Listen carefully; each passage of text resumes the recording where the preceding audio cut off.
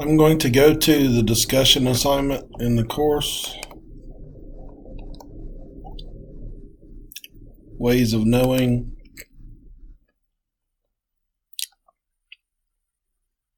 Go to post a reply. And as you can see, when I paste in the what I wrote, it's not a perfect translation from Word to the text box. It's impossible to do perfect APA translation in a text box. The only way to get the perfect APA is to attach it here.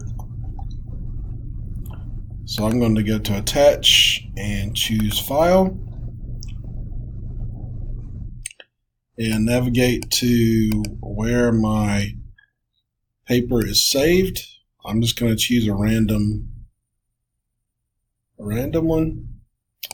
Let's do Canvas Curiosities, open, and then post my reply. And there we are. There's my submission, and those are corny song lyrics from 80s songs, in case you're reading that. And those are the two corny bands. So, and then there's the document.